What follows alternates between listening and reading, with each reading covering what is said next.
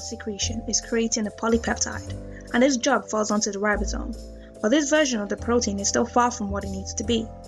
A series of organelles will ensure that the protein is correctly modified before secretion, and the first is the rough endoplasmic reticulum, named so due to its cytosolic surface being studded with ribosomes, giving it a rough appearance. The roughy are as several functions, including addition of carbohydrates, translocation of proteins, folding of proteins, and oligomerization, as well as degradation of improperly folded proteins. Proteins destined for secretion are initially targeted to the rough endoplasmic reticulum, and insertion of proteins can either occur as it's being synthesized, known as co-translational translocation, or after the protein is fully synthesized, post-translational translocation. These work by separate mechanisms, but for this session we will focus on the former. Proteins destined for the co-translational translocation pathway have a signal sequence at the end terminus of 15 to 35 amino acids, with a hydrophobic core of at least 6 hydrophobic amino acids. The pathway begins once the first hydrophobic residues emerge from the ribosome and is recognized by the signal recognition particle, or SRP, a large ribonucleoprotein complex with the S and the LU domain. SRP54 is a subunit of SRP that binds to the signal sequence. It has an M domain that is a deep hydrophobic groove lined with many flexible side chains of methionines that resemble bristles of a brush that hold the signal sequence. Once it's bound to the signal sequence, the other end of SRP, the LU domain, binds to the large ribosomal subunit, slowing down transcription.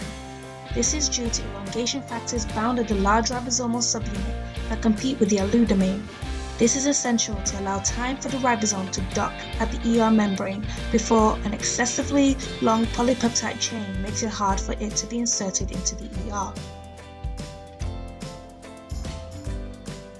This ribosome SRP nascent chain complex is then targeted to the ER membrane by the binding of SRP to an SRP receptor. Both have GTPase domains, but neither can hydrolyze GTP. Once bound, the active site of both is complete, and there is hydrolysis of their bound GTP. After GTP hydrolysis, SRP loses affinity for the SRP receptor, and it dissociates from the receptor. Now it's gone, Sec61, a translocon, can bind to the ribosome exit site. However, SRP cannot fully dissociate till it's dissociated from the signal sequence, as it could carry it off.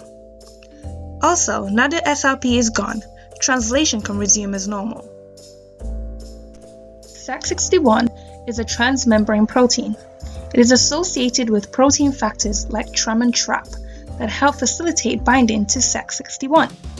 The translocon acts as a tunnel for the protein to be fed through into the ER lumen. It's made of alpha, beta, and gamma subunits.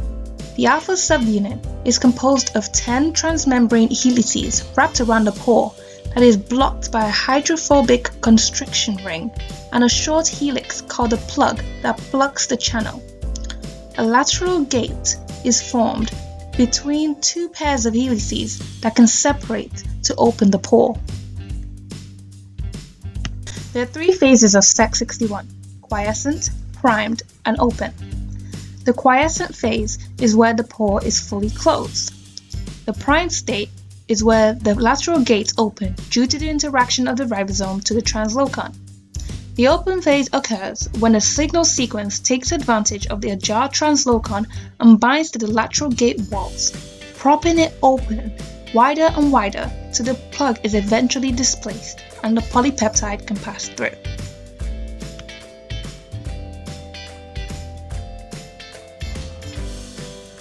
The advantage of the co-translational translocation pathway is that the ribosome will provide the motive force to feed the protein into the lumen of the rough endoplasmic reticulum. Once the protein is grown to approximately 150 amino acid residues, a signal peptidase associated with the translocon will cleave the signal sequence from the growing polypeptide chain.